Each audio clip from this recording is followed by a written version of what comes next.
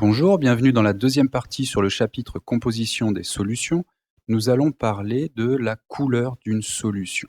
Alors, petit rappel sur le spectre de la lumière visible. Le spectre de la lumière visible va de 380 nanomètres à 750 nanomètres. On peut retenir les valeurs arrondies 400 à 800 pour faire plus simple, avec les différents domaines ici de couleurs qui sont le violet, le bleu, le vert, jaune, orange et rouge. Alors, une solution sera colorée si elle absorbe des radiations du domaine visible. La solution va agir comme un filtre. Il faut qu'elle soit éclairée par de la lumière et la lumière qui la traverse, certaines radiations peuvent être absorbées. Alors, quel est le lien entre radiation absorbée et couleur de la solution? On peut, dans un premier temps, utiliser le spectrophotomètre pour mesurer l'absorbance d'une solution en fonction de la longueur d'onde de la lumière. Donc, imaginons que l'on envoie de la lumière blanche, composée de toutes les radiations qui sont ici dans le spectre. On va mesurer pour chaque radiation, chaque longueur d'onde, l'absorbance de la solution. Qu'est-ce que l'absorbance? L'absorbance est une grandeur sans unité, positive, et le spectrophotomètre, donc cet appareil, va donner des mesures précises pour des absorbances allant de 0 à 2. Ce qui, on le verra plus tard, correspond à des solutions assez faiblement concentrées. On peut arrondir environ à 10 puissance moins 2 mol par litre au maximum. Cela dépend de la solution, de l'espèce colorée qui est dans la solution. Comment fonctionne le spectrophotomètre? Tout simplement, on a une source de lumière polychromatique avec toutes les radiations du domaine visible. Cette source de lumière, la lumière, on va la disperser de façon à avoir ici le spectre. Et ce spectre, on va simplement faire pivoter, par exemple ici, le montage pour sélectionner soit le rouge, le orange, le jaune, le vert, le bleu, le violet, etc. Les différentes longueurs d'onde de la radiation, les différentes longueurs d'onde du domaine du spectre visible.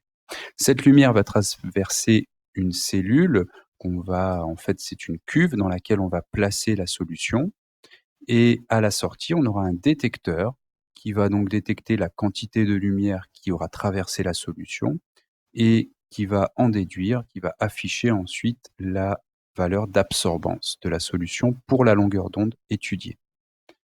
Alors, on va donc obtenir un spectre d'absorption, puisque pour chaque longueur d'onde, on aura la valeur d'absorbance. Donc, on va pouvoir tracer une courbe de l'absorbance en fonction de la longueur d'onde.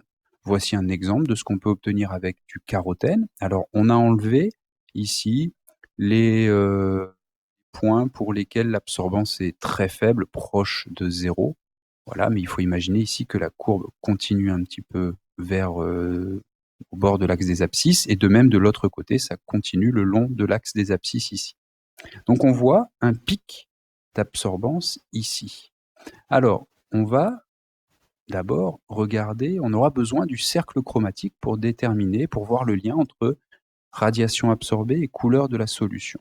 Sur le cercle chromatique, vous avez les différentes couleurs du spectre de la lumière visible, plus le magenta ici, qui est placé à 400 nanomètres. Et sur le cercle chromatique, deux couleurs qui se font face sont appelées des couleurs complémentaires.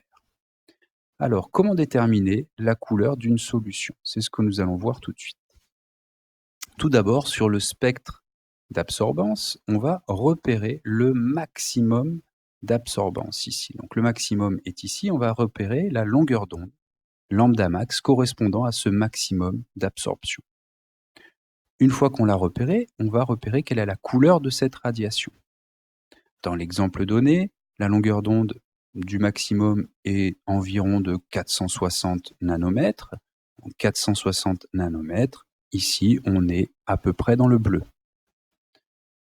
La couleur de la solution va correspondre au complémentaire de la couleur correspondant à lambda max. Donc là, on a déterminé que la couleur de la radiation absorbée pour le maximum d'absorption, c'était du bleu. Donc la solution sera teintée en jaune.